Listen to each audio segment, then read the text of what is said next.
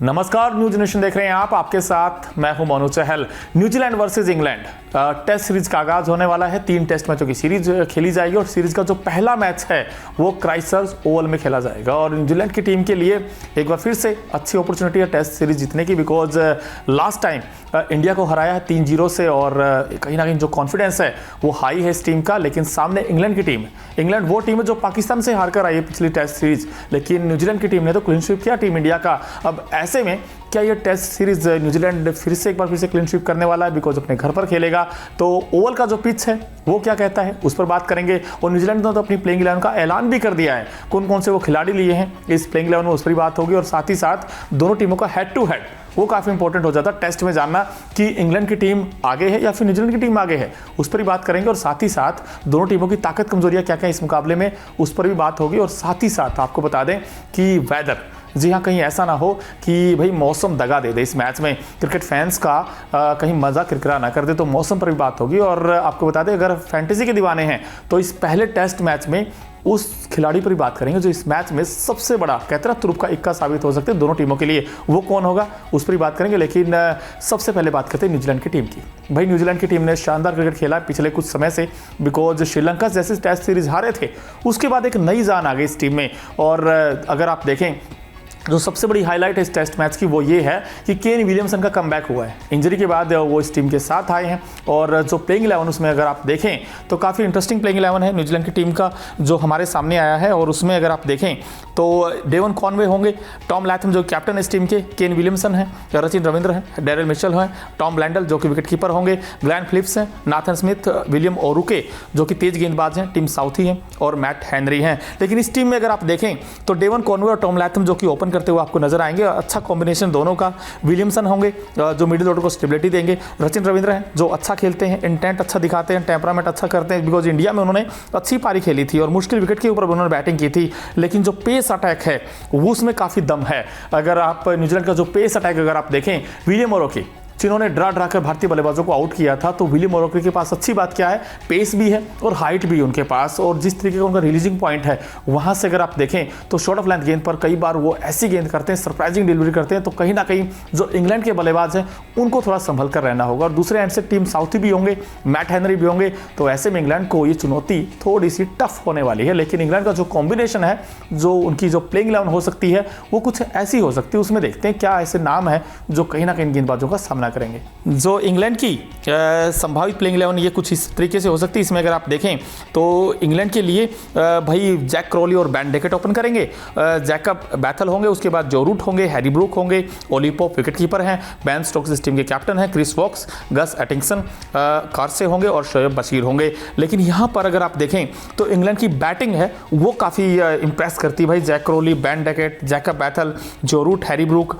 ओली Pope, तो batting में depth है। बैन स्टोक्स को भी आना, क्रिस वॉक्स भी अच्छी बैटिंग कर लेते हैं। तो हम समझ सकते हैं कि जो सीरीज का पहला ही मैच है वो काफ़ी मज़ेदार होने वाला है, बिकॉज न्यूजीलैंड की बॉलिंग और इंग्लैंड की बैटिंग के बीच अच्छा कॉन्टेस्ट होगा। लेकिन कॉन्टेस्ट तो एक और मज़ेदार है, वो है हेड टू हेड। भाई इंग्लैंड आगे है या फिर न्यूजीलैंड की टीम आगे है, एक नज़र डालते हैं भाई हेड टू हेड में कौन आगे और कौन पीछे। न्यूजीलैंड वर्सेस इंग्लैंड अगर आप हेड टू हेड की बात करें तो अब तक कुल 112 मैचेस खेले गए हैं दोनों टीमों के बीच। न्यूजीलैंड ने 13 मुकाबले जीते हैं और इंग्लैंड की टीम ने 52 मुकाबले जीते हैं। 47 मैचेस ड्रॉ हुए हैं और टाई एक मुकाबला भी नहीं हुआ। तो कहीं ना कहीं यहाँ पर न्यूजीलैंड की टीम काफ़ी पीछे नजर आती है, बिकॉज उन्होंने मैचेस कम जीते हैं, लेकिन इंग्लैंड ने काफ़ी मैचेस जीते हैं। तो इंग्लैंड का पल्ला थोड़ा भारी नजर आता है, इंग्लैंड का कंप्लीट डोमिनेंस देखने को मिलता है, बिकॉज 50+ मैचेस उन्होंने जीते हुए हैं। और ऐसे में इंग्लैंड के लिए थोड़ी मुश्किलें हो सकती हैं, बिकॉज भले उन्होंने मैचेस जीते हों, बट न्यूजीलैंड के पास क्या है, फॉर्म भी है, बल्लेबाजों के पास रन है और गेंदबाजों के पास विकेट्स है। तो ऐसे में इंग्लैंड को थोड़ा संभल कर रहना होगा। लेकिन फिर भी जो वहाँ का पिच है वो किसका साथ देगा, ओवल का, एक नज़र डालते हैं भाई पिच क्या कहता है। ओवल की पिच इनिशियल फेज में देखें तो तेज गेंदबाजों के लिए काफ़ी मददगार होने वाली है। पहले दिन पिच पर हरी घास होगी जिससे स्विंग और सीम गेंदबाजों को काफ़ी फायदा मिलेगा। और जैसे जैसे खेल आगे बढ़ेगा बल्लेबाजी आसानी होती जाएगी, बिकॉज क्योंकि पिच खुल जाएगा उसके बाद। और यहाँ टेस्ट में अगर रन चेज के दौरान 13 में से 7 मुकाबले जीते गए हैं और इस मैदान पर जो एवरेज स्कोर है यानी कि फर्स्ट इनिंग का जो एवरेज स्कोर वो 320 के आसपास का है। ऐसे में टॉस जीतने वाले कैप्टन की यही सोच होगी कि पहले गेंदबाजी का फैसला करें, बिकॉज जो हमने पिच रिपोर्ट रिपोर्ट देखा है, इनफैक्ट उसमें ये नजर आया कि भाई जो ग्रीन टॉप विकेट मिलने की उम्मीद है, और ऐसे में न्यूजीलैंड तो ये चाहेगा, अपने घर पर खेल रहा है ना, वो तो ये चाहेगा कि भाई टॉस जीतें और बॉलिंग करें, बिकॉज उनके पास तो 3 पेस अटैक ऐसा है, तीनों के तीनों जिनके पास विकेट टेकिंग गेंदबाज है। चाहे विलियम ओरुकी की बात करें, टिम साउथी की बात करें या मैट हेनरी की बात करें, तो टॉस जीतें और मैच जीतें। टॉस का बॉस इनफैक्ट बन सकता है पिच पर, बिकॉज अच्छा पिच है और टेस्टिंग होगा बैट्समैनों के लिए, तो कहीं ना कहीं बैट्समैनों को अच्छा फुटवर्क दिखाना होगा, टेम्परामेंट अच्छा दिखाना होगा, इंटेंट दिखाना होगा, और वही बल्लेबाज यहाँ पर कारगर होगा जिनके पास अच्छा फुटवर्क होगा। चाहे आप हैरी ब्रूक की बात करें या फिर जो रूट की बात करें इंग्लैंड के लिए, लेकिन न्यूजीलैंड के लिए टॉम लैथम और विलियमसन, इनको अच्छा खेलना होगा। लेकिन मज़ेदार चीज़ क्या है, ये दोनों टीमों के लिए मैच जीतना काफ़ी इंपॉर्टेंट होगा, पहला टेस्ट मैच। लेकिन क्या बारिश इस मैच पर खलल डालेगी? मौसम क्या कहता है ओवल का, उस पर भी एक नजर डालते हैं। क्राइस्टचर्च का अगर वेदर रिपोर्ट देखें तो मैच के दौरान मौसम बिल्कुल साफ रहेगा। पहले दिन अगर देखें टेम्परेचर 26 डिग्री सेल्सियस के आसपास रहेगा, लेकिन दूसरे दिन ये 15 डिग्री तक गिर सकता है। पूरे मैच के दौरान बारिश की कोई भी संभावना नहीं है, यानी क्रिकेट फैंस के लिए गुड न्यूज है कि मौसम बिल्कुल साफ रहेगा मैच के दिन और बारिश की दूर दूर तक कोई भी संभावना नहीं है, तो पूरे मैच का रोमांस आपको देखने को मिलेगा। और दूसरी चीज़ ये है जो सबसे इंपॉर्टेंट है, वो है भाई न्यूजीलैंड के पॉइंट ऑफ व्यू से देखा जाए तो न्यूजीलैंड के लिए जो विलियमसन का कमबैक हुआ है, विलियमसन और साथ ही साथ अगर आप देखें मिडिल ऑर्डर में उनको अच्छा करना होगा, बिकॉज ओपनर देखें टॉम लैथम होंगे और इसके अलावा रचिन रविंद्र पर बड़ी उम्मीदें होंगी, बिकॉज वो ऐसा बैट्समैन है जिन्होंने इंडिया में टफ सिचुएशन में आकर रन बनाए थे। हाँ, बाद में जरूर वो फंसते हुए नजर आए थे, लेकिन बेंगलुरु में उन्होंने अच्छी बैटिंग की थी। तो कहीं ना कहीं रचिन रविंद्र और विलियमसन, इनको अच्छा करना होगा अगर न्यूजीलैंड को अपने घर पर ये टेस्ट सीरीज जीतनी है। लेकिन इंग्लैंड को भी दमखम दिखाना होगा, चाहे आप टॉप ऑर्डर की बात करें जिसमें देखें जैक क्रोली, उनको अच्छा खेलना होगा, बेन डेकेट को अच्छा खेलना होगा, और कहीं ना कहीं इंग्लैंड की बैटिंग में वो डेप्थ तो है भाई, नीचे तक बैटिंग है, क्योंकि अगर आप बीच में देखें हैरी ब्रूक को भी आना है, जो रूट को भी आना है, ओली पोप को भी आना है, और उसके बाद बेन स्टोक्स और क्रिस वोक्स भी बैटिंग कर लेते, तो कहीं ना कहीं बैटिंग में वहाँ पर डेप्थ आपको नजर आएगी। और सबसे बड़ी अगर आप ताकत पूछें न्यूजीलैंड की, वो उनका पेस अटैक, और इंग्लैंड की जो सबसे बड़ी ताकत है वो उनकी बैटिंग है। और वीक लिंक्स क्या है इंग्लैंड के पास? शायद बॉलिंग में उनको अच्छा करना होगा। न्यूजीलैंड के पास बहुत कुछ है, लेकिन उनको थोड़ा सा बेहतर खेलना होगा।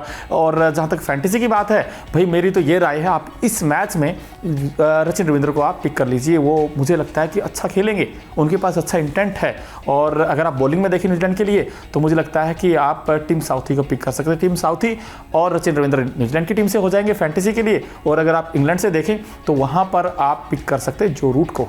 भाई रूट भाई अटूट बन सकते हैं, एक और 100 उनका आ सकता है, लेकिन जैसे हम फैब 4 की बात करते हैं ना कि भाई विराट ने तो 100 बना दिया ऑस्ट्रेलिया के खिलाफ, क्या यहाँ पर जो रूट का 100 आने वाला है या विलियमसन का 100 आने वाला है? आपको क्या लगता है इन दोनों में से कौन बड़ी पारी खेलेगा? अच्छा कॉन्टेस्ट होगा दोनों के बीच। और अगर आप बॉलिंग देखें तो वहाँ पर थोड़ा रेयर लगता है इंग्लैंड के लिए, गेंदबाजों के लिए, तो लेकिन न्यूजीलैंड से आप रचिन रविंद्र और वहाँ से जो रूट को आप पिक कर सकते हैं।